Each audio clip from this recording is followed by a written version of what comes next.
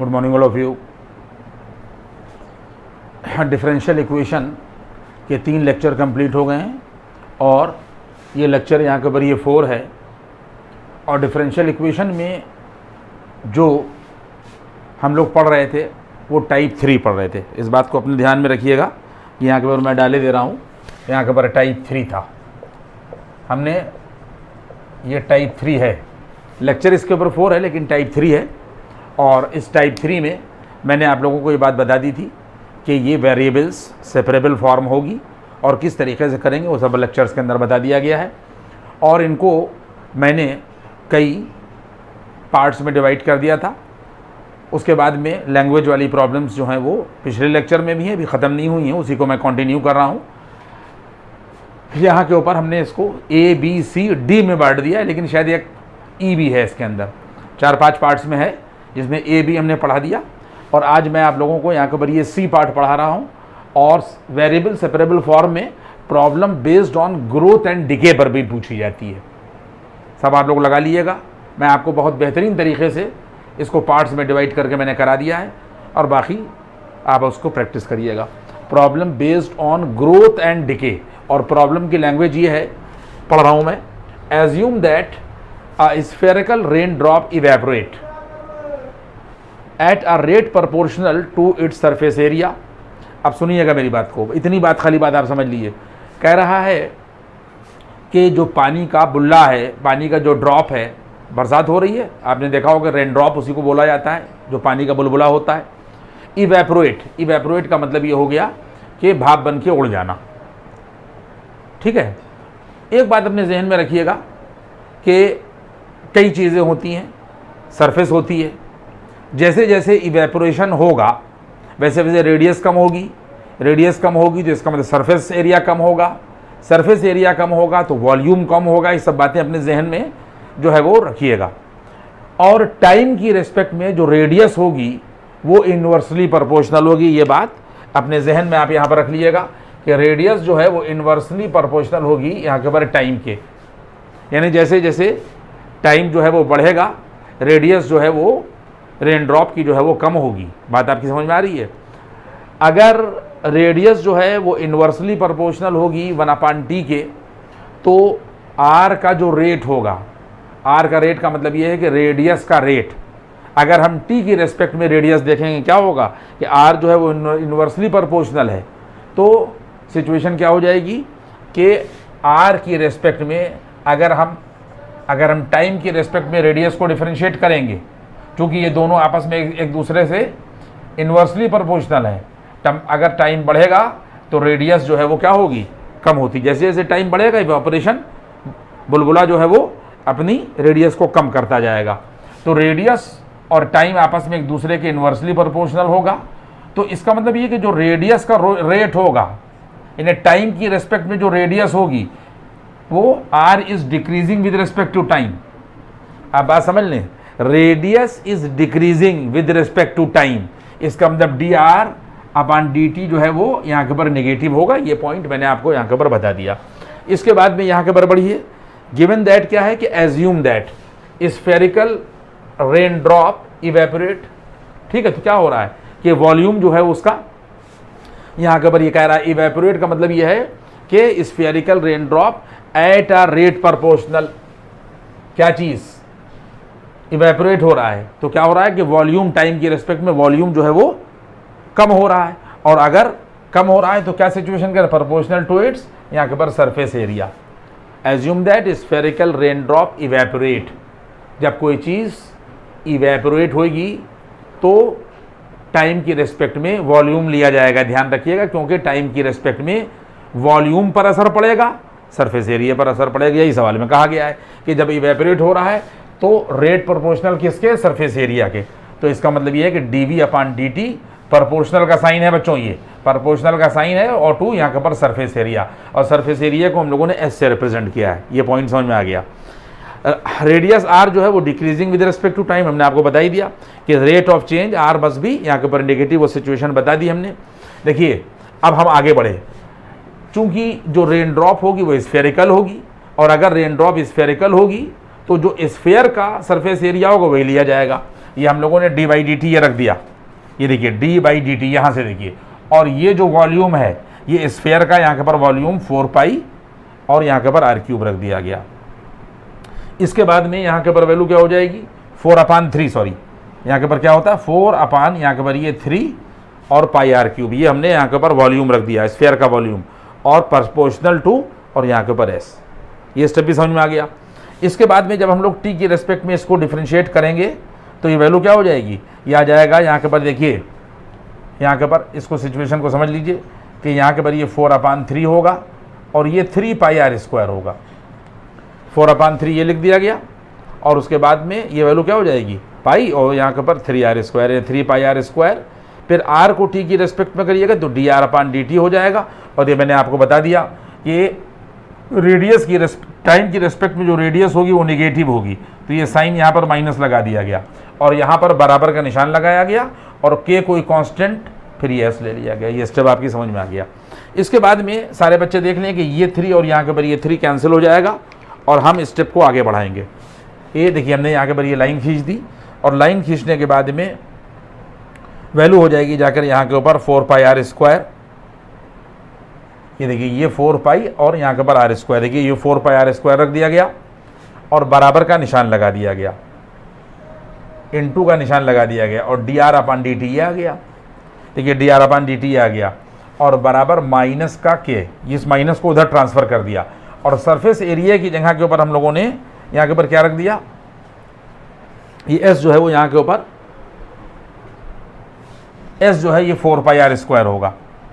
आप समझ लें ये वैल्यू क्या आ जाएगी, यहाँ के ऊपर आ जाएगा 4 पाई आर स्क्वायर। सारे बच्चे समझ लें कि जो वॉल्यूम होता है वो 4/3 पाई आर क्यूब होता है स्फेयर का, और जो सरफेस एरिया होता है वो 4 पाई आर स्क्वायर स्फेयर का। जो रेन ड्रॉप होगी वो स्फेरिकल होगी, तो यहाँ वॉल्यूम 4/3 पाई आर क्यूब रखा गया है और यहाँ पर surface area 4 pi R square रखा गया। दोनों तरफ का कैलकुलेशन आप देख लीजिए तो क्या हो जाएगा कि ये 4 पाई आर स्क्वायर दोनों तरफ से कैंसिल हो जाएगा। देखिए ये कैंसिल हो गया तो हमारे पास वैल्यू क्या आ जाएगी, ये आ जाएगा यहाँ के ऊपर dr/dt और बराबर माइनस के यहाँ के ऊपर k बचेगा। स्टेप समझ में आ गया। हम चूँकि यहाँ के ऊपर वेरिएबल सेपरेबल फॉर्म पढ़ रहे हैं और एप्लीकेशंस का सवाल है तो फिर हमने देखिए यहाँ के ऊपर लाइन खींच दी और लाइन खींचने के बाद में हम लोगों ने क्या किया कि ये देखिए dr जो है वो हम लोगों ने ये लिखा, ये dr रखा और बराबर यहाँ के ऊपर ये हम लोगों ने माइनस का k और ये देखिए dt हमने क्रॉस मल्टीप्लाई कर दिया। ये वेरिएबल सेपरेट हो गए, r एक तरफ हो गया और t एक तरफ हो गया। इसके बाद में हम लोग क्या करते हैं, आप पीछे के सवाल देख लीजिएगा, इंटीग्रेट कर दिया, कांस्टेंट को बाहर लेके इंटीग्रेट कर दिया। तो dr इंटीग्रेशन ऑफ dr जो है देखिए ये r हो जाएगा और बराबर माइनस के ये kt हो जाएगा और plus c। Now this is equation number 1। ये स्टेप समझ में आ गया। अब हम थोड़ा सा इसको मिटा दें तब उसके बाद फिर हम आगे बढ़ें।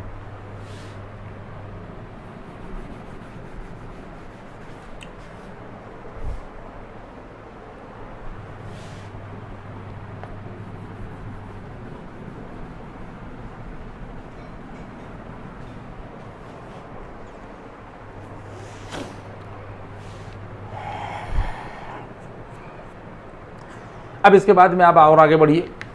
कहता है कि इफ़ इट्स ओरिजिनल रेडियस इस यहाँ के ऊपर 3 मिलीमीटर, ओरिजिनल रेडियस का मतलब ये है कि जैसे ही बुलबुला बना उस वक्त की जो रेडियस है वो यहाँ के ऊपर ये 3 मिलीमीटर है। तो इसका मतलब ये कि जब 3 मिलीमीटर होगी तो इनिशियली टाइम जो है वो 0 होगा। टाइम क्या होगा इनिशियली यहाँ के ऊपर आप देख लें, और 1 आवर लेटर, 1 घंटे बाद।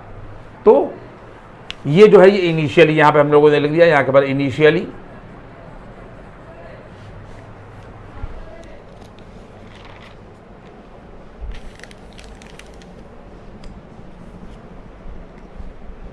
when time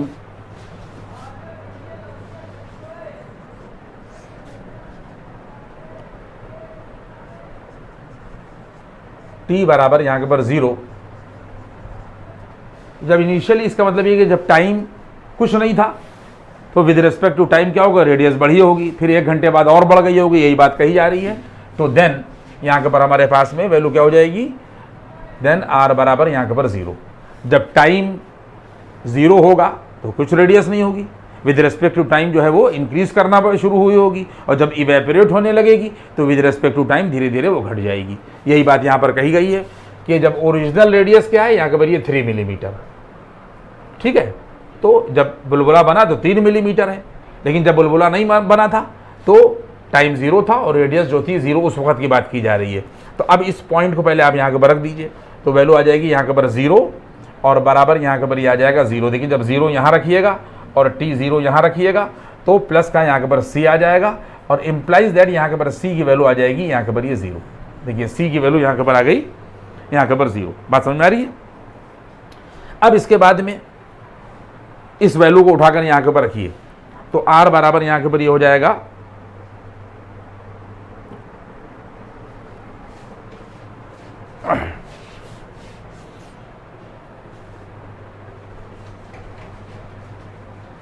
इसका मतलब ये हो गया कि देयरफॉर, आप सारे लोग देखिएगा कि व्हेन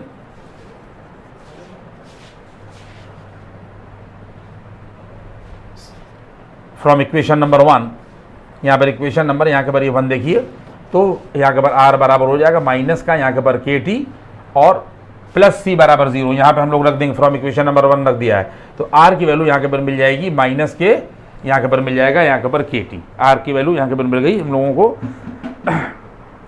माइनस के यहाँ के ऊपर kt, c बराबर यहाँ के ऊपर 0 मिला, तो r की वैल्यू मिल जाएगी यहाँ के ऊपर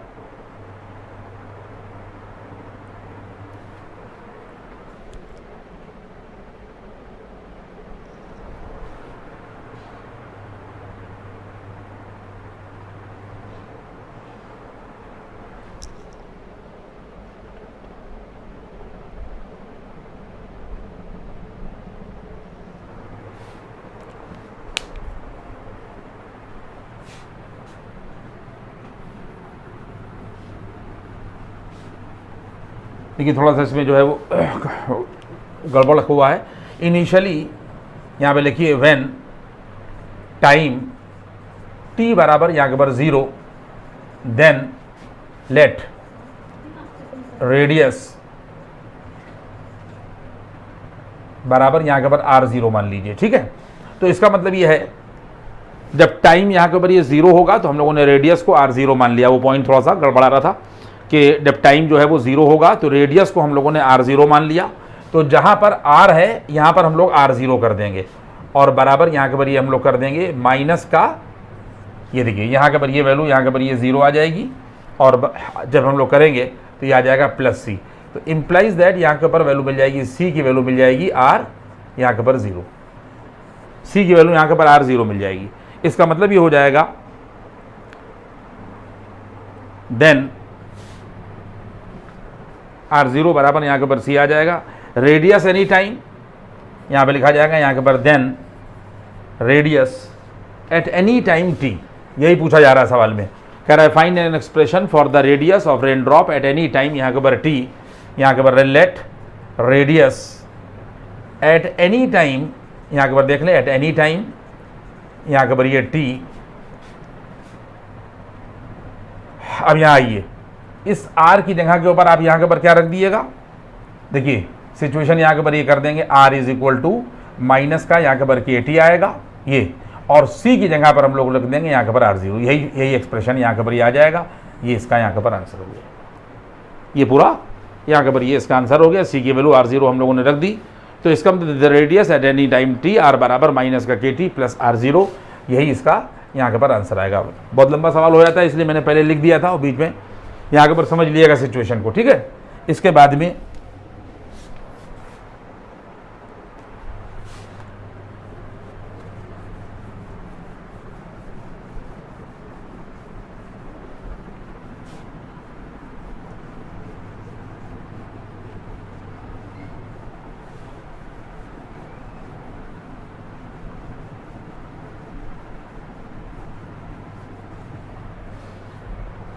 देखें, इसके बाद में ये सी के बाद बस एक एक प्रॉब्लम जो है वो फिर अपने आप लोग देखते रहिएगा, क्योंकि थोड़ा इसके अंदर जो फिजिक्स लगती है तो वो आप उसको जो है वो देख लीजिएगा।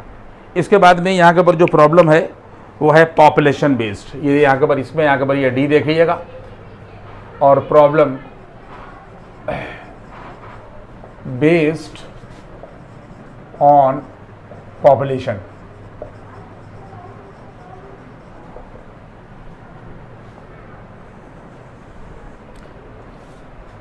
वेरिएबल सेपरेबल फॉर्म में जो प्रॉब्लम्स वर्ड में की हैं वो तो मैंने जैसे पीछे बताया ग्रोथ एंड डिके के ऊपर, हमसे बेहतर फिजिक्स आप लोग जो है उसके अंदर जो है इस्तेमाल कर लीजिएगा या केमिस्ट्री इस्तेमाल कर लीजिएगा, तो कोई कन्फ्यूजन आपको ज़्यादा नहीं होगा। मैंने सिचुएशन में जो मैथमेटिकल सिचुएशन है वो मैंने आपको जो है वो क्लियर कर दी। अब जो प्रॉब्लम बन रही है वो बन रही है बेस्ड ऑन, यहाँ के ऊपर ये पॉपुलेशन वगैरह के ऊपर आती है। तो इसका सवाल मैं लिख रहा हूँ, कह रहा है the population of A village, देखिए क्वेश्चन देखिए यहाँ के ऊपर कह रहा है कि the population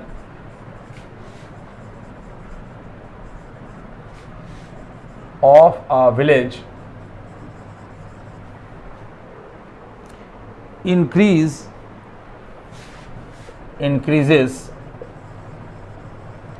at the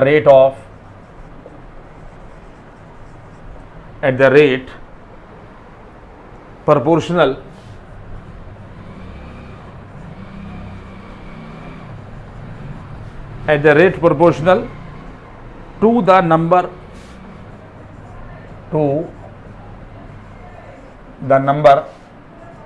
of its inhabitants। inhabitants मतलब निवासी, रहने वाले लोग। inhabitants present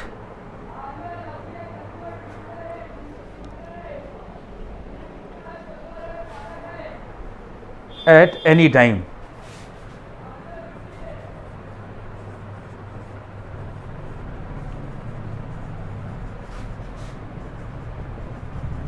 प्रेजेंट एट, यहाँ के ऊपर ये एनी टाइम फुल स्टॉप लगाइए, और if the population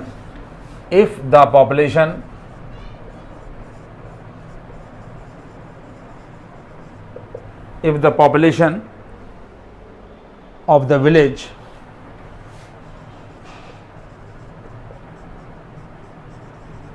was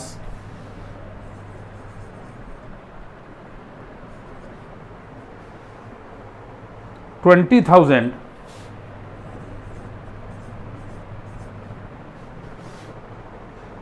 in 1999, देखते रहिएगा सवाल को, इन यहाँ के पर 1999 and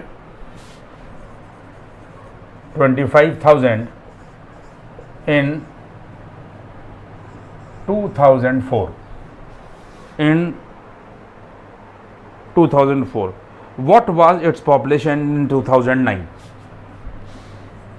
what was its population in 2000, यहाँ के ऊपर ये 9।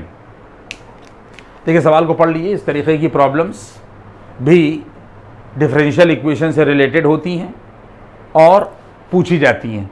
इसका बेस आपको जो है वो क्लियर होना चाहिए, कंपटीशन वगैरह में बहुत पूछी जाती हैं। कहता है कि the population of a village increases, किसी भी गांव की जो आबादी है वो इंक्रीज करती है एट द रेट, टाइम की रिस्पेक्ट में। प्रोपोर्शनल है वो, आबादी प्रोपोर्शनल है। कौन प्रोपोर्शनल है? आबादी का रेट। आबादी का रेट क्या हो जाएगा? अगर आबादी को या पॉपुलेशन को x माना जाए तो इस पॉपुलेशन का जो रेट होगा dx अपॉन dt होगा। और x अगर पॉपुलेशन है तो x ही इनहेबिटेंट्स भी होंगे, इनहेबिटेंट्स भी होंगे।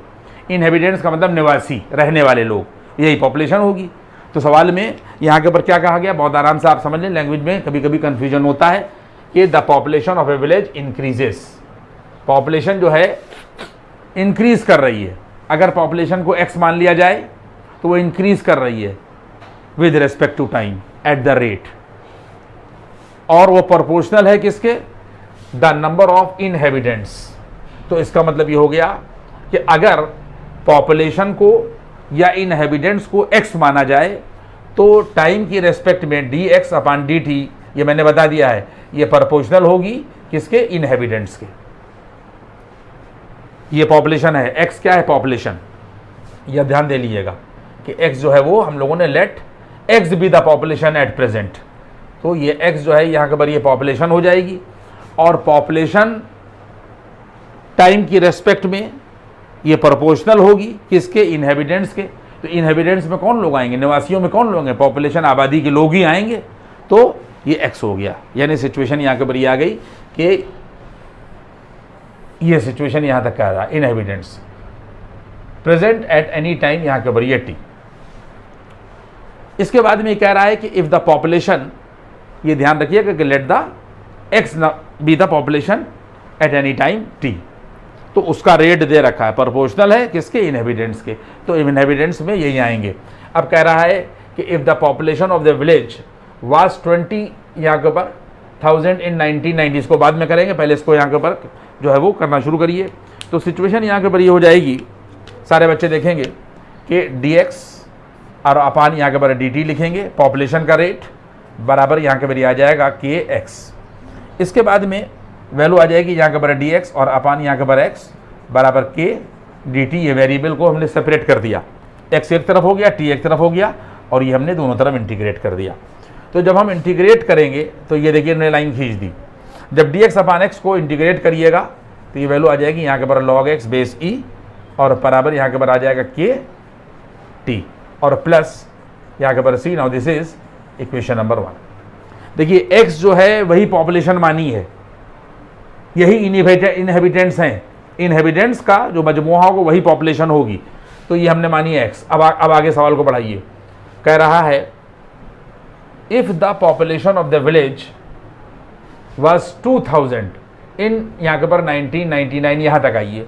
इन 1999 का मतलब है कि यहाँ से शुरुआत हो रही है, तो इसका मतलब ये हो जाएगा कि व्हेन t बराबर यहाँ के ऊपर 0 देन x बराबर हो जाएगा 20,000। 1999 में हम लोगों ने माना कि जब टाइम जो है हम लोगों ने इस वक्त यहाँ पे 0 ले लिया, तो जो पॉपुलेशन है वो यहाँ के ऊपर ये है, तो इसको रखिए। तो वैल्यू आ जाएगी यहाँ के ऊपर log और यहाँ के ऊपर ये आ जाएगा 20,000 बराबर ये 0 होगा और प्लस c, यहाँ पर ये 0 हो जाएगा। तो यहाँ से c की वैल्यू मिल जाएगी हम लोगों को log 20,000। ये इसको हम लोगों ने यहाँ के ऊपर ये बॉक्स में कर दिया। इसके बाद में इस वैल्यू को उठाकर हम लोगों ने यहाँ रखा, लोगों putting in equation number 1, putting in equation number यहाँ के ऊपर 1। तो ये क्या वैल्यू आ जाएगी, ये आ जाएगा यहाँ के ऊपर ये log बच्चों x होगा और बराबर यहाँ के ऊपर ये kt होगा और प्लस c की वैल्यू यहाँ के ऊपर आ जाएगी 20,000। हम लोगों ने इस c की वैल्यू को उठाकर यहाँ रख दिया, तो रिजल्ट हो जाएगा जाकर यहाँ के ऊपर ये देखिए log x माइनस के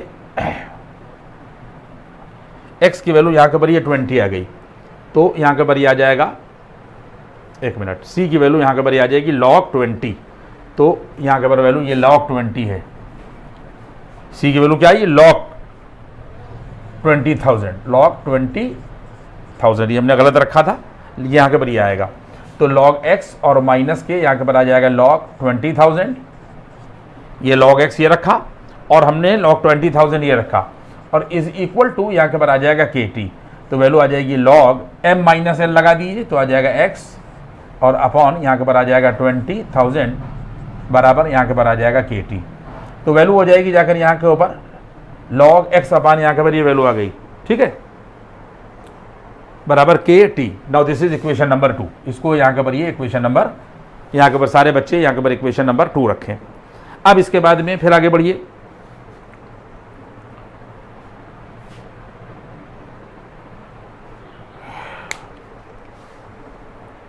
देखिए इसको हम लोगों ने यहाँ के ऊपर जो है रब कर दिया, हमने यहाँ के ऊपर ये रब किया। अब यहाँ से आप सिचुएशन को यहाँ के ऊपर ये देखिएगा कि व्हेन, अब आगे बढ़िए, ये पॉपुलेशन इन द विलेज यहाँ तक हम लोग हो गया इन 1999 एंड 25,000 इन 2004। तो इसका मतलब ये हो जाएगा कि 99 टू 2004 जो है ये t बराबर यहाँ के ऊपर हो जाएगा 5 ईयर्स। सारे बच्चे समझ लें, 1999 से 2004 तक जाएंगे तो 5 साल हो जाएंगे, t की वैल्यू यहाँ के ऊपर आ जाएगी 5। तो अब सेकेंड अगली कंडीशन फर्दर आगे बढ़े हम लोग 2004, तो ये वैल्यू आ जाएगी यहाँ के ऊपर log, ये देखिए x अपान 20,000 यहाँ के ऊपर ये रख दिया और बराबर यहाँ के ऊपर आ जाएगा k और इंटू यहाँ के ऊपर 5, जहाँ पे t था हम लोगों ने इक्वेशन में यहाँ के ऊपर ये 5 रख दिया, तो वैल्यू हो जाएगी जाकर यहाँ के ऊपर, देखिए यहाँ से हम लोगों ने k की वैल्यू निकाल ली, तो k बराबर यहाँ के ऊपर आ जाएगा 1/5, यहाँ के ऊपर log x/20,000। सारे बच्चे देख लें, इसको मैंने बॉक्स में कर दिया। ये हम लोगों ने यहाँ से हम लोगों ने यहाँ के ऊपर k निकाल लिया। अब इसके बाद हम और आगे बढ़े, पुटिंग इन इक्वेशन नंबर यहाँ के ऊपर 2, इसको पहले आप इक्वेशन नंबर 2 में रख दीजिए। इसके बाद में अब हम लोग यहाँ के ऊपर मिटा रहे हैं, पुटिंग इन इक्वेशन नंबर यहाँ के ऊपर ये 2, ऊपर का सवाल हम लोग पढ़ ही चुके हैं, तो ये हम लोगों ने इसको जो है वो यहाँ के ऊपर मिटा दिया।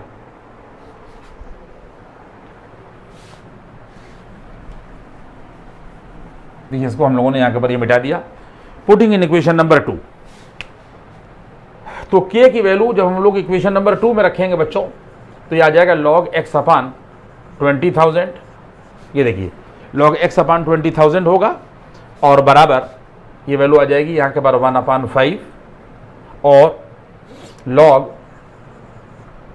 x/20,000 होगा। ये देखिए, और उसके बाद में इनटू यहाँ के ऊपर आ जाएगा t। यहाँ तक बात पहुँच गई। अब इसके आगे और बढ़िए, कहता है कि what and 25,000 in 2000, यहाँ के ऊपर ये 4, what was its population in 2009। अब हम लोग 2009 कहाँ से चले, अगर हम 1999 से 2004 तक जाएंगे तो 5 साल हो जाएंगे, 5 साल यहाँ तक हो गए, और उसके बाद में 2004 से 2009 तक आइए तो वैल्यू कितनी हो जाएगी, 5 साल और हो जाएंगे। यहाँ से और यहाँ तक आइए तो 5 साल और हो जाएंगे, तो टोटल कितने हो गए। Now t is equal to यहाँ के ऊपर 10 ईयर्स, सब लोग जोड़ लीजिएगा इस चीज़ को। 99 से 2004 जाइएगा 5 साल, और 2004 से 2009 आइएगा 5 साल, तो अब टाइम यहाँ के ऊपर 10 ईयर्स हो गया, क्योंकि 2009 में पूछ रहा है। तो t बराबर यहाँ के ऊपर 10 ईयर्स, देन यहाँ के ऊपर हो जाएगा log x/20,000। बच्चों यहाँ तक पहुँच गए हम लोग, और बराबर यहाँ के ऊपर आ जाएगा 1/5, और log x/20,000 होगा। देखिए हम लोगों ने ये रख दिया, और इनटू जहाँ पर t है वहाँ पर हम लोगों ने 10 रख दिया। अब मिटा दिए इसको, 2009 पूरी कैलकुलेशन हो गई है सब, अब कुछ नहीं करना है इसमें, ठीक है। थोड़े सवाल जो हैं वो वैसे होते हैं, तो इसलिए बहुत समझ के करने की इसको ज़रूरत है। तो यहाँ के ऊपर ये वैल्यू आ जाएगी, यहाँ के ऊपर log x अपान यहाँ के ऊपर 20,000 होगा, इज इक्वल टू 5 से 2 काट दिए तो वैल्यू आ जाएगी 5 2 ज़ा 10, तो आ जाएगा 2 log x अपान 20,000। 5 2 ज़ा यहाँ के ऊपर 10 हो जाएगा। इसके बाद में log x अपान यहाँ के ऊपर ये आया,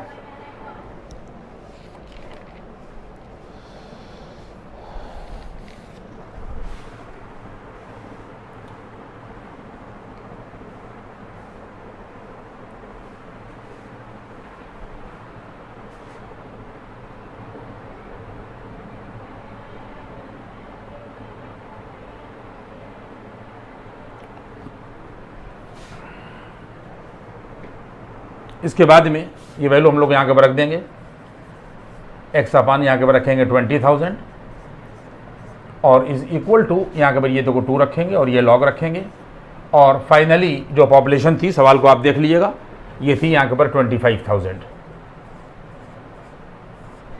फाइनली जो पॉपुलेशन थी वो कितनी थी, 25,000। सवाल में यही बात कही गई, तो मिटा दिया मैंने सवाल को, लेकिन लैंग्वेज में ये बात कही गई थी कि एंड 25,000 इन ईयर 2000 यहाँ के ऊपर 4, तो 2004 वाली पॉपुलेशन यहाँ के ऊपर हम लोग रख देंगे, और ये वैल्यू हम लोग यहाँ के ऊपर कर देंगे 20, और उसके बाद में यहाँ के ऊपर रिजल्ट ये आ जाएगा।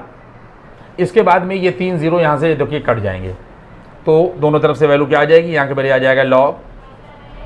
अब आप चाहे x की वैल्यू 25,000 टू वहीं पर रख लीजिएगा, और चाहे यहाँ पर रखिएगा, फ़र्क नहीं पड़ेगा कैलकुलेशन पर। x अपान यहाँ के ऊपर आ जाएगा 20,000, देख लें आप लोग, और बराबर ये वैल्यू आ जाएगी यहाँ के ऊपर log, और 5 से इसको काट दिए तो 5 5 ज़ा 25 हो जाएगा, और 5 4 ज़ा यहाँ के ऊपर आ जाएगा 20, और ये देखिए स्क्वायर हो गया। इसके बाद में दोनों तरफ से log हटा दीजिए, जब आप दोनों तरफ से यहाँ के ऊपर लॉग हटाइएगा तो वैल्यू क्या आ जाएगी, ये आ जाएगा x अपान 20,000 और बराबर ये आ जाएगा 25 और अपॉन यहाँ के ऊपर ये आ जाएगा 16। इसके बाद में इसको यहाँ के ऊपर जो है वो आप लोग सॉल्व कर लें तो वैल्यू जो आपको मिलेगी वो मिल जाएगी x is equal to 25 into 20,000 और अपॉन यहाँ के ऊपर ये 16। इसलिए x को जब आप सॉल्व करिएगा तो x की वैल्यू यहाँ के ऊपर आ जाएगी 31,250। सॉल्व कर लीजिएगा 31,25 और 0, प्रेजेंट पॉपुलेशन यही थी, तो इसका यहाँ के ऊपर ये हमारा यहाँ के ऊपर आंसर हो जाएगा। ये मैंने problem based on population variable separable form में आपको यहाँ के ऊपर हमने पढ़ा दी। ये यहाँ पे हो गई डी, ये डी हो गया। एक तरीके की पॉपुलेशन और आती है, एक तरीके की प्रॉब्लम्स जो है वो और आती हैं, वो भी मैं आपको करा दूं।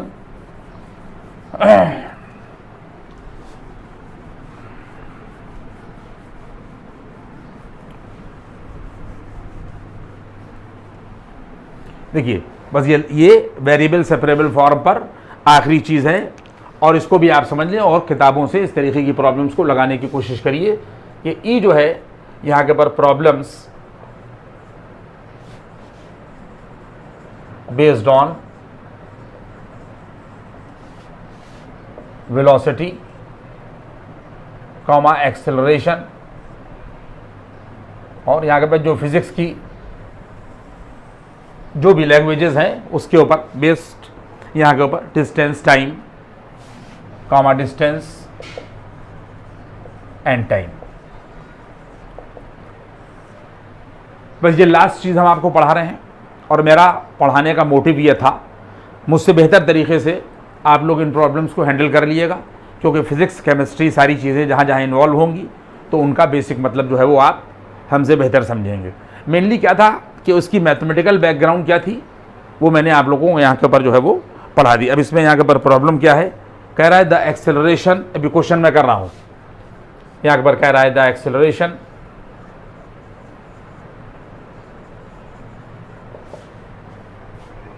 After t second, after t seconds of a particle, कहता है कि of a particle which start from rest, which starts from rest and moves in a straight line.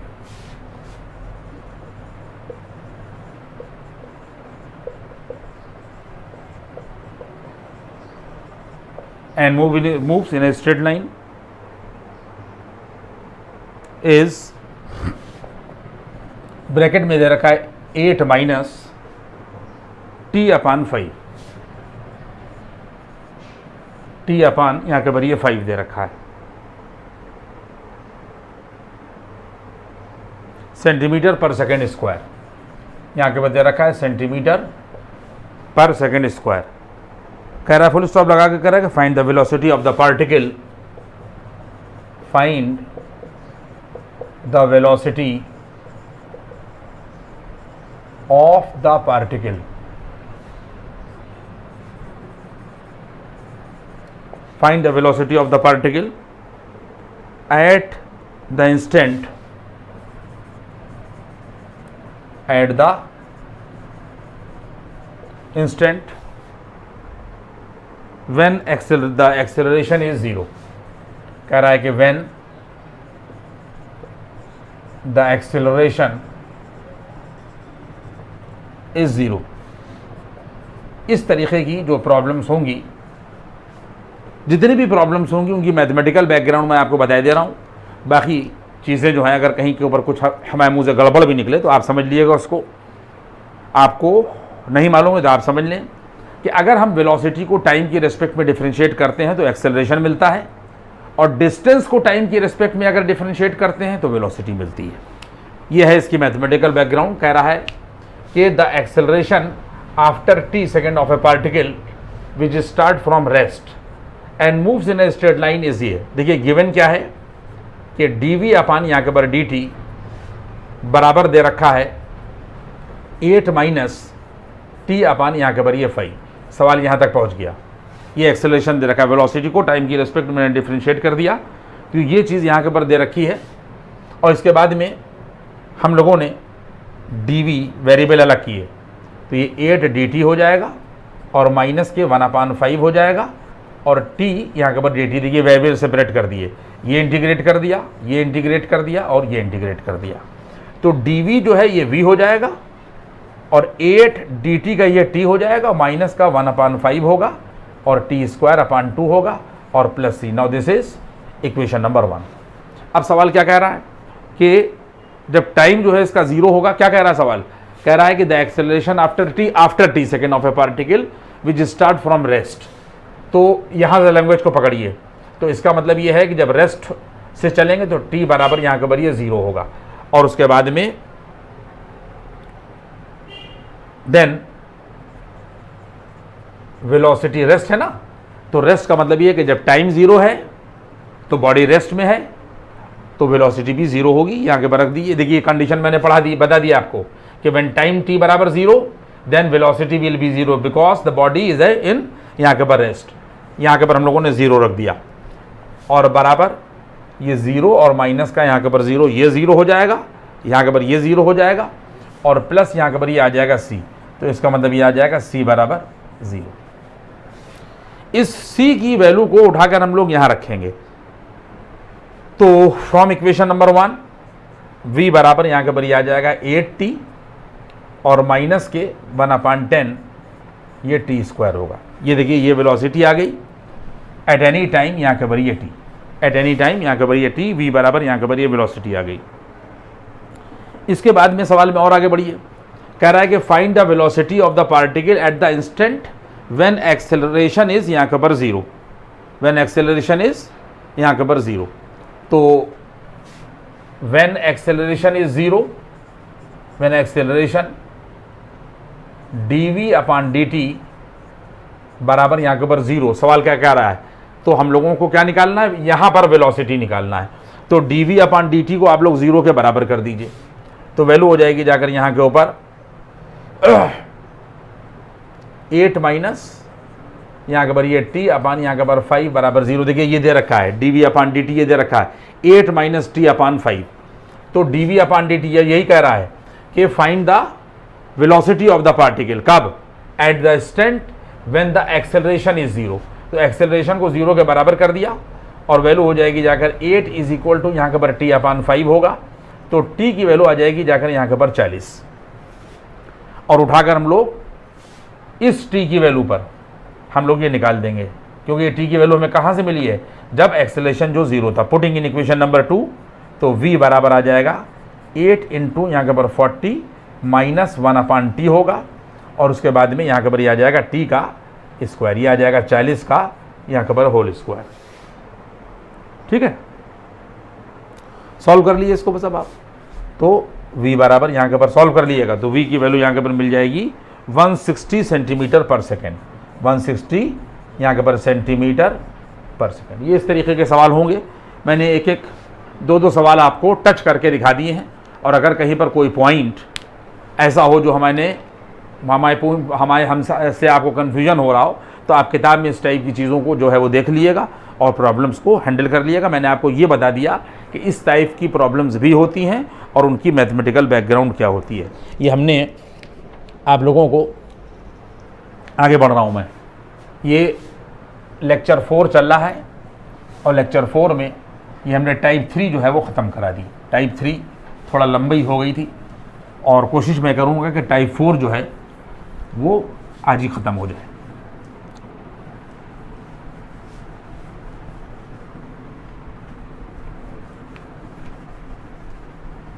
देखिए यहाँ पर सारे लोग यहाँ के पर देख लीजिए, टाइप 4 है, टाइप 4 पर हम लोग आ गए। टाइप 3 मैंने पढ़ा दी, और टाइप 3 में क्या था? Variable separable form. और टाइप 4 में क्या है? यहाँ के पर differential equation reducible,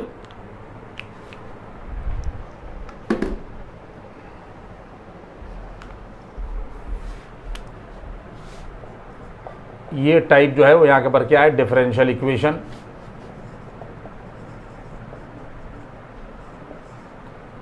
reducible to variable separable form।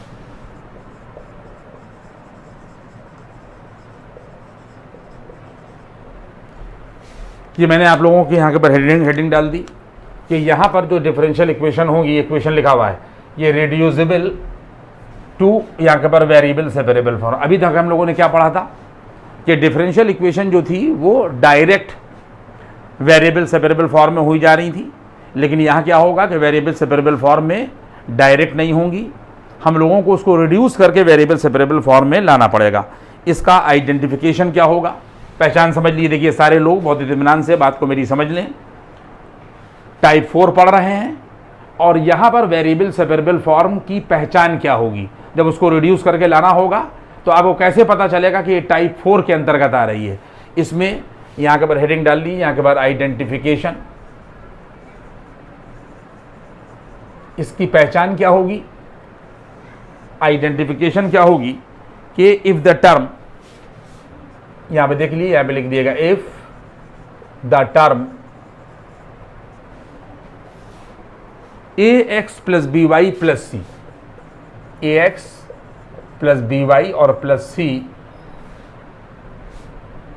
Exist in the differential equation, exist in the differential equation, इन ये पहचान होगी। अभी मैं आपको इसको प्रैक्टिकल सवाल भी लगा के दिखा दूंगा। ये इसकी यहाँ के बार ये पहचान होगी, ठीक है।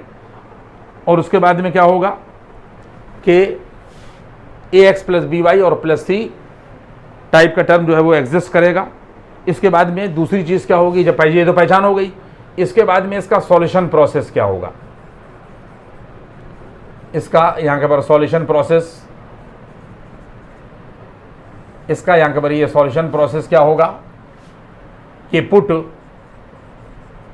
ax प्लस बी वाई और प्लस सी बराबर हम लोग यहाँ के बार t रखेंगे एंड डिफरेंशिएट बोथ साइड्स,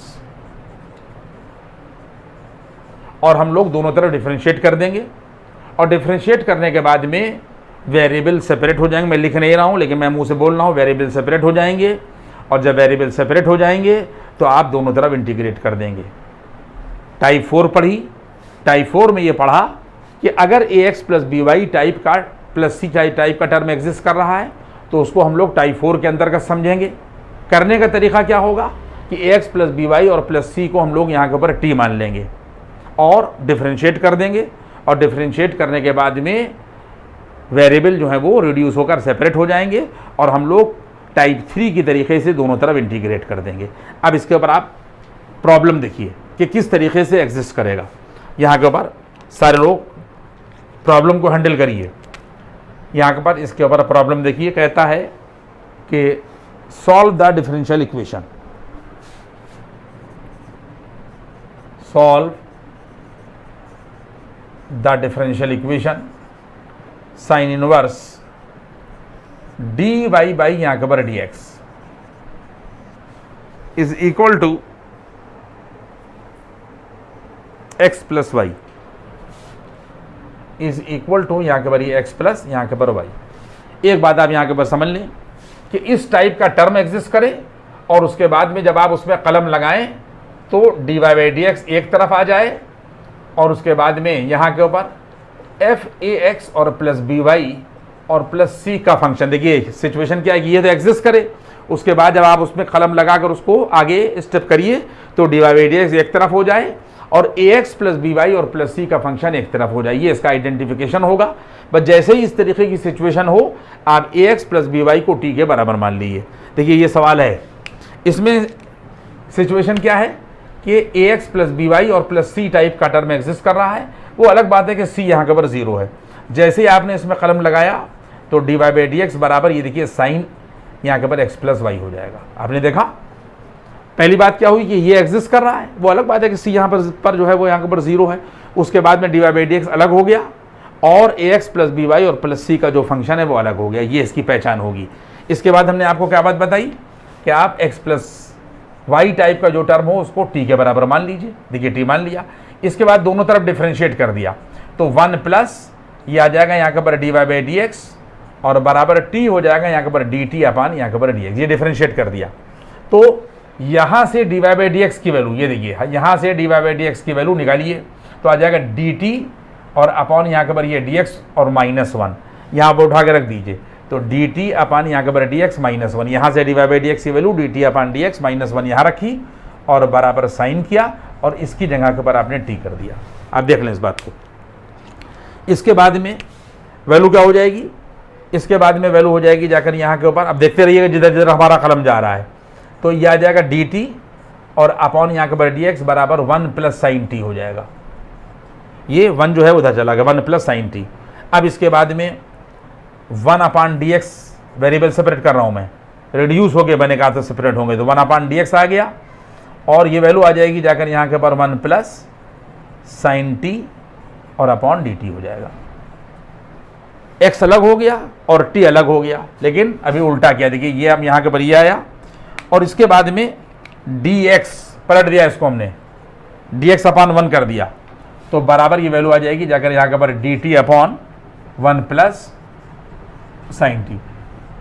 दोनों तरफ वेरिएबल जैसे ही सेपरेट होंगे हम लोग इंटीग्रेट कर देंगे। अब इसका देखिए तरीका, अब सामने की बात है कि अब आपको इंटीग्रेशन आना चाहिए तो अब वैल्यू क्या हो जाएगी, यहाँ के पर ये देखिए हम लोगों ने dx लिखा बच्चों और यहाँ के पर हम लोगों ने 1 माइनस साइन टी कर दिया, ये इंटीग्रेट कर रहे हैं हम लोग और dt लिख दिया। और नीचे जब आप 1 माइनस साइन टी से मल्टीप्लाई करेंगे इसमें तो 1 माइनस साइन स्क्वायर टी हो जाएगा क्योंकि 1 प्लस साइन टी ऑलरेडी रखा हुआ है और 1 माइनस साइन स्क्वायर टी जो है यहाँ के पर आ जाएगा कॉज स्क्वायर टी। ये हमने डायरेक्ट कर दिया है जगह की वजह से। इसके बाद में अब इधर आइए तो dx जो है वो लेफ्ट में रहेगा बच्चों और उसके बाद में देखिए 1 अपान कॉज स्क्वायर टी को अलग कर दिए तो सेक स्क्वायर टी हो गया। ये देखिए sec square T D T हो जाएगा और माइनस, अब इसके बाद में sine T upon cos T tan T हो जाएगा और 1 अपान कॉस टी जो है वो सेक टी हो जाएगा। तो यहाँ के पर क्या हो जाएगा, ये आ जाएगा यहाँ के पर सेक टी और यहाँ के पर टेन टी और यहाँ के पर डी टी।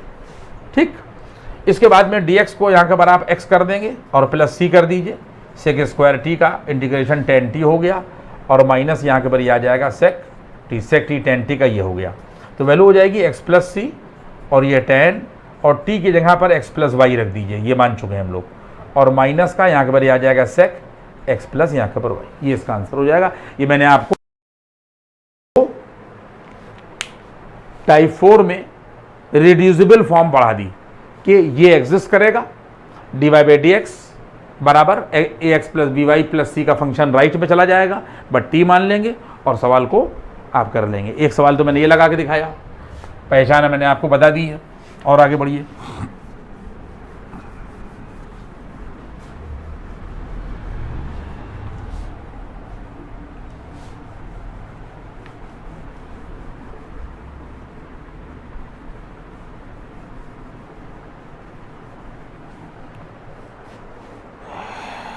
इसके बाद में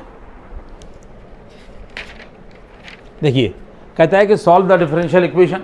नेक्स्ट क्वेश्चन है बच्चों, कहता है solve the differential equation x plus 3y plus 2। क्या दे रखा है, x प्लस यहाँ के भाई 3y और प्लस 2 और यहाँ के पर आ जाएगा dy by D X is equal to 1। आप देख लें इसमें ax प्लस बी वाई और प्लस सी का टर्म एग्जिस्ट कर रहा, पहचान बताई।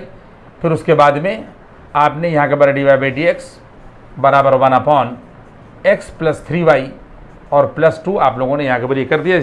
सिचुएशन यहाँ के ऊपर आ गई। इसके बाद में आपने x प्लस 3y और प्लस 2 को t के बराबर मान लिया, तो आ जाएगा 1 प्लस y का हो जाएगा 3 dy बाई डी एक्स और बराबर ये आ जाएगा dt और अपान यहाँ के ऊपर dx क्योंकि 2 का 0 हो जाएगा। इसके बाद में यहाँ से 3 dy बाई यहाँ के ऊपर dx is equal to dt upon dx और माइनस का 1, इस 1 को उधर कर दिया। देखिए हमने यहाँ पे ब्रैकेट लगा दिया। इसके बाद में dy बाई dx की वैल्यू बच्चों यहाँ के पर 1/3 टाइम्स dt अपान dx और माइनस के यहाँ के पर 1 है। ये हमने यहाँ से dy/dx निकाल लिया। अब इस वैल्यू को उठाकर यहाँ रखिए, तो जब आप यहाँ रखिएगा तो वैल्यू आ जाएगी 1/3 और रिजल्ट हो जाएगा यहाँ के पर dt और अपान यहाँ के पर dx -1 यहाँ पर रख दिया गया और ये आ जाएगा 1/t बराबर यहाँ से आ जाएगा 1 यहाँ के पर ये t। अब रिड्यूस करके इनके वेरिएबल्स को सेपरेट करिए, t को एक तरफ करिए, x को एक तरफ करिए, तो ये आ जाएगा dt और अपान यहाँ के पर dx, ये रखा गया -1 बराबर 1/t इंटू 3। ये हम लोगों ने रोक दिया, 3 उधर कर दिया, 3/t हो जाएगा। तो वैल्यू आ जाएगी जाकर यहाँ के पर dt upon dx is equal to यहाँ के पर देखिए 3/t + 1 हो जाएगा। बच्चों ये 1 जो है उधर चला गया, तो यहाँ से वैल्यू आ जाएगी 3 + t और अपान यहाँ के पर ये t। बस इसके बाद में dt को रोक दीजिए, 1/dx ये कर दीजिए और यहाँ के पर ये 3 + t न्यूमरेटर ये रखा और ये t और यहाँ के पर आ जाएगा dt। यहाँ तक बात पहुँच गई, dt नीचे चला गया। अब इसको पलट दीजिए तो ये x अलग हो जाएगा, t dt अलग हो जाएगा और 3 + t जो है वो अलग हो जाएगा। देखिए अलग हो गया वेरिएबल और यहाँ के पर ये सिचुएशन आ गई। 1 लगा दें, 2 लगा दें, 3 लगा दें, देखिए मैथमेटिकल कहीं के ऊपर कोई प्रॉब्लम नहीं है। अब ये जैसे हमने वर्ड प्रॉब्लम उधर वाल लगाई थी एप्लीकेशन पर, तो उसमें हो सकता है कि कोई लैंग्वेज बहुत ज़्यादा क्लैरिफाई हम ना कर पाए हों, तो चीज़ों को आप लोग अपने देख लीजिएगा, लेकिन मैथमेटिक्स में कहीं कोई दिक्कत नहीं है। यहाँ के पर ये हम लोगों ने विभिन्न वेरिएबल्स जो है वो अलग कर दिए। अब इसको इंटीग्रेट करना है। इंटीग्रेट करना भी एक मसला है कि अगर आप इंटीग्रेट करना नहीं जानते तो भी सवाल आपसे नहीं लगेगा। तो अब आप देख लीजिए, नीले से मैं लिख रहा हूँ इसीलिए dx बराबर यहाँ के पर dx हो जाएगा और इसको इंटीग्रेट करने के लिए 3 जोड़ दिए और 3 घटा दीजिए। तो यहाँ के पर हम लोग ये t + 3 और माइनस का 3 कर देंगे और नीचे t + 3 बच्चों ये रहेगा और dt ये आ जाएगा और यहाँ के पर dx बराबर देखिए t + 3/t + 3 जो है ये dt हो गया और माइनस का 3 और ये आ जाएगा dt और अपॉन यहाँ के पर आ जाएगा t + 3। आप लोगों ने देख लिया इस चीज़ को। अब dx जो है यहाँ के पर x + c ये कर दिया, dt का t कर दिया -3 और ये log यहाँ के पर ये t प्लस और यहाँ के पर 3 होगा। t की वैल्यू आप लोगों ने क्या मानी थी, x + 3y + 2 रख दीजिए। यहाँ के पर ये आ जाएगा x + c बराबर x प्लस और यहाँ के पर ये आ जाएगा 3y और +2 माइनस के 3 टाइम्स यहाँ के पर log यहाँ के पर आ जाएगा x + 3y और प्लस आप 2 और +3 प्लस यहाँ के पर ये 5 आ जाएगा। ये इसका आंसर हो गया। मेन जो इसका बेसिक था वो मैंने आपको यहाँ के पर बता दिया, अब आप लोग यहाँ के पर कर लेंगे। अब इसके बाद में देखिए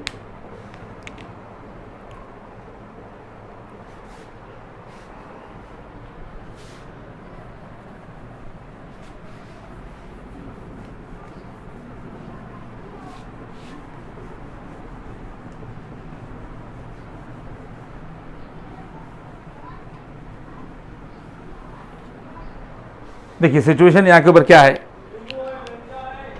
कि if variables be not separable, ये 2 पार्ट में थी। एक पार्ट तो हमने आपको पढ़ा दिया, अब उसके बाद हम नहीं बोलेंगे, टाइम को वेस्ट करने से कोई फायदा नहीं। और सेकंड पॉइंट यहाँ के ऊपर ये है कि if variables are not separated,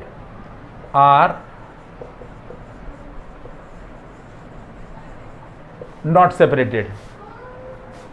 अब हमें रिड्यूस करके वेरिएबल्स को सेपरेट करना है और पूरी बात आप ये समझ लें कि जिस तरीके से मैं इंटीग्रेशन की, अगर आप मेरे वीडियो देखेंगे तो मैं हर जगह पर ये आपको बताता रहा हूँ कि अगर कोई सवाल किसी फार्मूले की फॉर्म में नहीं है जो आपने पढ़े हैं, तो पहले याद करके आपको किसी न किसी फार्मूले की फॉर्म में एक्सप्रेस करना पड़ेगा। यही बात यहाँ पर भी है कि डिफरेंशियल इक्वेशन कोई भी हो, आपको वेरिएबल से ही सेपरेट करना पड़ेंगे। सिर्फ इतना दिमाग पे जोर लगाना है कि कौन सा टाइप है, आइडेंटिफाई करना और क्या प्रोसेस लगेगा। अब मैं यहाँ पर पढ़ा रहा हूँ, ये देखिए सेकंड पॉइंट है कि if variables are not separated and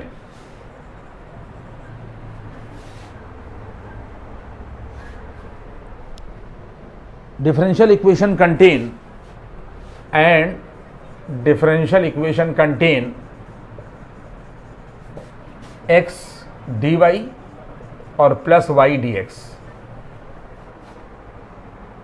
x dx plus X D X है, यहाँ पे एक्स डी एक्स है और वाई डी वाई है, एंड एक्स डी वाई और माइनस का यहाँ के पर वाई डी एक्स टर्म। देख लें, आप बात को समझ लें बहुत कायदे से, कोई भगदड़ वाली बात नहीं है। जितना वीडियो आप देखें बाकी फिर आप बंद कर दें, फिर दोबारा आप देख लें अगर लंबा हो जाए कभी, समझे।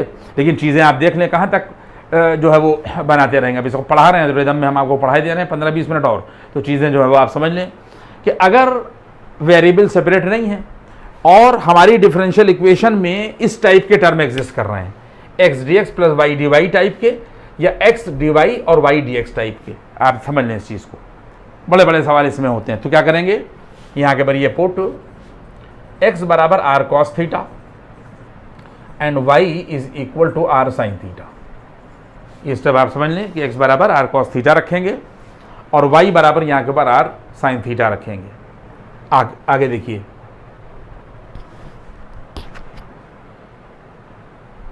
अब इसमें एक्स स्क्वायर और प्लस जब हम लोग वाई स्क्वायर करेंगे, एक एक स्टेप देखते रहिएगा, हम स्क्वायर करके ऐड कर देंगे। जब हम एक्स स्क्वायर और प्लस वाई स्क्वायर करेंगे तो R square cos square theta और plus R square sine square theta करेंगे, तो आर स्क्वायर कॉमन लेने के बाद में cos square theta plus sine square theta 1 हो जाएगा। यहाँ तक बात आएगी। इसके बाद में जब आप इसको डिवाइड करिएगा तो टेन थीटा बराबर, डिवाइड कर दिए तो sine theta upon cos theta बराबर टेन थीटा होगा, आर आर कट जाएगा तो बराबर आ जाएगा यहाँ के पर वाई अपान यहाँ के पर एक्स। ये सिचुएशन भी आ गई। इसके बाद में फिर आप इसको जो है वो यहाँ के ऊपर डिफ्रेंशिएट कर दिए। देखिए एक एक स्टेप देखते जाइए। यहाँ के ऊपर आर जो है वो कांस्टेंट नहीं है, एक बात ध्यान दिएगा, ये सर्किल की इक्वेशन नहीं है। ये कहाँ से आई है, पोलर फॉर्म वगैरह से आई है, तो इसलिए उसके ऊपर हम नहीं बोल रहे हैं। लेकिन आप इतना बात समझ लें कि यहाँ पर आर कांस्टेंट नहीं है, ये सर्किल की इक्वेशन नहीं है। तो ये आ जाएगा 2x और dx होगा और 2y, ये x के रेस्पेक्ट में हम लोग कर रहे हैं, तो यहाँ के ऊपर ये 2x फिर x का 1 हो जाएगा और फिर उसके बाद में प्लस y, यहाँ के ऊपर ये हो जाएगा 1, ये प्लस 2 होगा और ये आ जाएगा dy और बराबर ये वैल्यू आ जाएगी यहाँ के ऊपर 2 और यहाँ के ऊपर r और यहाँ के ऊपर dr, x के रेस्पेक्ट में कर दिया गया। ठीक है, तो ये 2x हो जाएगा, ये 2y डिवाइड बाई dx हो जाएगा और यहाँ के ऊपर ये वैल्यू आ जाएगी dr अपान dx, दोनों तरफ से dx dx कट जाएगा। अगर किसी आदमी को इसमें कोई यहाँ के ऊपर दिक्कत हो तो फिर देख ले चीज़ को। जब x के रेस्पेक्ट में करिएगा तो ये 2x होगा, ये 2y और यहाँ के ऊपर dy बाई dx होगा, ये 2r और ये आ जाएगा dr अपान यहाँ के ऊपर dx। इसके बाद में ये 2 और ये 2 यहाँ से कट जाएगा, ये देखिए x dx हो जाएगा और प्लस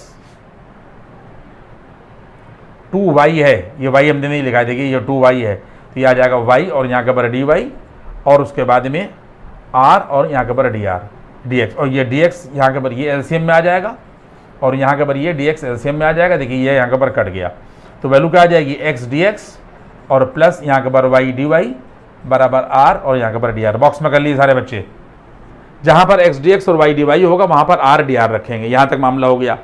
अब इसके बाद में फिर मैंने यहाँ के ऊपर लाइन खींची, ये मैंने यहाँ के ऊपर ये देखिए लाइन खींच दी और लाइन खींचने के बाद में जब आप इसको डिफ्रेंशिएट करेंगे तो टेन थीटा का की वैल्यू हो जाएगी जाकर यहाँ के ऊपर सेक स्क्वायर थीटा, डिफ्रेंशिएट कर रहे हैं,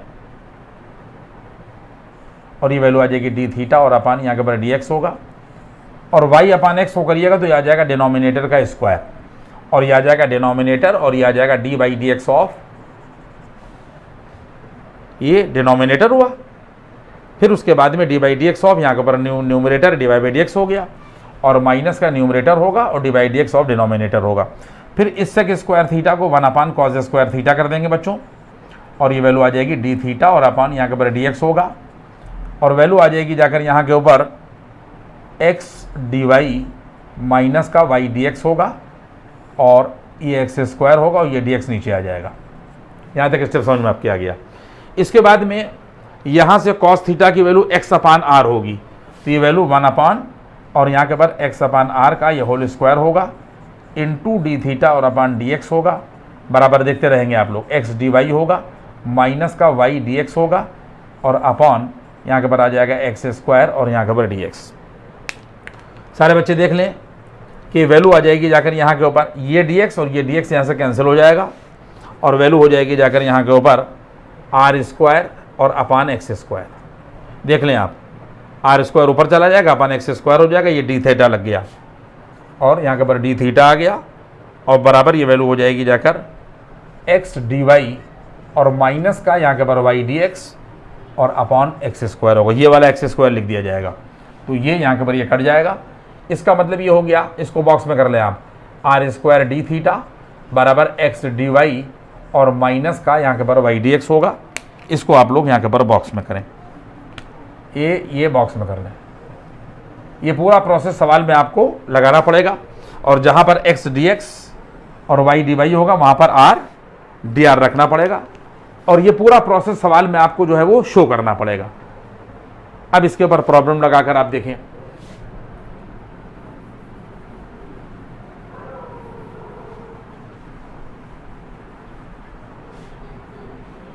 देखिए, कहता है कि सॉल्व द डिफरेंशियल इक्वेशन, कहता है कि solve the differential equation X D X plus Y D Y. देखिएगा, कहता है कि सॉल्व, क्वेश्चन है यहाँ के पर, ये solve the differential equation X D X और प्लस वाई डी वाई और यहाँ के पर upon X D Y minus Y D X, X D Y और माइनस का वाई डी एक्स और बराबर under root A square minus X square minus Y square और upon X square plus Y square. अब आप देखिए, इतना बड़ा सवाल है, कहीं भी आए और मैंने आपको प्रोसेस जो है वो बता दिया है। अब कोई दिक्कत आपको नहीं होना चाहिए। पूरा प्रोसेस यही होगा कि x बराबर आर कॉस थीटा रखिएगा, y बराबर आर साइन थीटा रखिएगा और सब कुछ वही सब करिएगा। मैंने आपको पूरा बता दिया है। और उसके बाद जब रिजल्ट निकाल लिएगा तो जहाँ पर एक्स डी एक्स और प्लस वाई डी वाई है वहाँ पर आप आर डी आर रख दीजिएगा और अपॉन जहाँ पर एक्स डी वाई माइनस का वाई डी एक्स है बराबर आर स्क्वायर डी थीटा रख दीजिएगा और बराबर का निशान लगाइएगा, अंडर रूट ये आ जाएगा ए स्क्वायर माइनस, और जब माइनस यहाँ से कॉमन ले लिएगा तो X square plus Y square हो जाएगा और जहाँ पर X square plus Y square होगा वहाँ पर आर स्क्वायर आ जाएगा और नीचे आ जाएगा यहाँ के पर आर स्क्वायर। आप देख रहे हैं इस चीज़ को, ए स्क्वायर माइनस कॉमन ले लिया तो X square plus Y square, ये आर स्क्वायर हो गया और नीचे वाला पोर्शन आर स्क्वायर के बराबर हो गया। वैल्यू हमने रखी दी है तो हम इसको मिटा दें, सब बता ही दिया मैंने आपको। अब इसको यहाँ के ऊपर रब कर दीजिए और वैल्यू क्या हो जाएगी, यहाँ से वेरिएबल सेपरेट किए जा रहे हैं, हम लोग रिड्यूस करके वेरिएबल सेपरेट कर रहे हैं, लेकिन आइडेंटिफाई करेंगे तब प्रोसेस जो है वो हम लोग लगाएंगे। देखिए यहाँ से ये चला गया तो वैल्यू हो जाएगी जाकर डी आर और अपान यहाँ के पर आर होगा, डी थीटा होगा और उसके बाद में अंडर रूट यहाँ के पर ए स्क्वायर माइनस आर स्क्वायर होगा और अपान आर होगा, आर स्क्वायर का बाहर आर, ये यहाँ के पर कट जाएगा। अब इसके बाद में यहाँ के पर आप देख लें कि डी आर और अपॉन अंडर रूट, ये देखिए A square minus R square ये रखेंगे, आपने डी आर किया और upon under root A square minus R square और डी थीटा उधर चला गया और बराबर डी थीटा यहाँ के पर ये आ गया। वेरिएबल सेपरेट हो गए, थीटा एक तरफ चला गया और आर वाला टर्म एक तरफ चला गया, ये हम लोगों ने यहाँ के पर इंटीग्रेट कर दिया। लेकिन जब आप इंटीग्रेट करेंगे तो इंटीग्रेशन भी आपको आना चाहिए। देखिए मैंने आप लोगों को पढ़ा दिया था कि अंडर रूट में अगर ए स्क्वायर माइनस एक्स स्क्वायर लिखा हुआ है तो साइन इनवर्स एक्स अपान ए होगा, देख लीजिएगा उठाकर। तो यहाँ के पर ये वैल्यू आ जाएगी, यहाँ के पर ये आ जाएगा साइन इनवर्स और एक्स अपान ए, तो आर अपान ए होगा, ये क्या हो जाएगा आर अपान ए और बराबर ये आ जाएगा थीटा और प्लस यहाँ के ऊपर ये सी। आपने देख लिया। अब चाहे आप यहीं के ऊपर छोड़ दें और चाहे आप आगे और कैलकुलेशन करें तो ये वैल्यू यहाँ के ऊपर ये आ जाएगी आर अपान ए, मान लिया आप और कर रहे हैं तो बराबर ये वैल्यू आ जाएगी साइन थीटा प्लस सी, और कर रहे हैं तो आर बराबर ए साइन थीटा प्लस सी, ठीक है। और कर रहे हैं आप तो आर की वैल्यू जो है वो हमारे पास में under root X square plus Y square थी, तो आर की value under root X square plus Y square रख सकते हैं। अगर आप कैलकुलेशन कर रहे हैं कोई गुनाह नहीं है, जहाँ पे चाहे आप छोड़ दिए तो बराबर यहाँ के ऊपर ए कर दिए, ये साइन कर दिए बच्चों, और थीटा की जगह के ऊपर देख लीजिए इस चीज़ को, टेन थीटा बराबर वाई अपान एक्स था तो इसकी जगह के ऊपर टेन इनवर्स वाई अपान एक्स हो जाएगा और प्लस सी, बस यही आपका जो है वो यहाँ के ऊपर ये आंसर हो जाएगा। ये तो मैंने आज आपको टाइप 4 पढ़ा दी और बस बात ख़त्म हो गई। अब इसके बाद आगे टाइप 5 पे हम लोग जाएंगे। टाइप 4 में मैंने आप लोगों को 2 चीज़ें पढ़ा दी कि अगर ax + by + c टाइप का टर्म एग्जिस्ट कर रहा हो, ये आइडेंटिफिकेशन होगा, और जब हम उसको सॉल्व करें तो dy/dx एक तरफ हो जाए और ax + by और +c का फंक्शन एक तरफ हो जाए। हम लोग उसको कैसे करेंगे, उसको t के मान के करेंगे। फिर दूसरी सिचुएशन क्या होगी कि मैंने आपको बता दिया कि अगर इस टाइप के टर्म एग्जिस्ट कर रहे हैं तो हम लोग ये प्रोसेस लगाएंगे।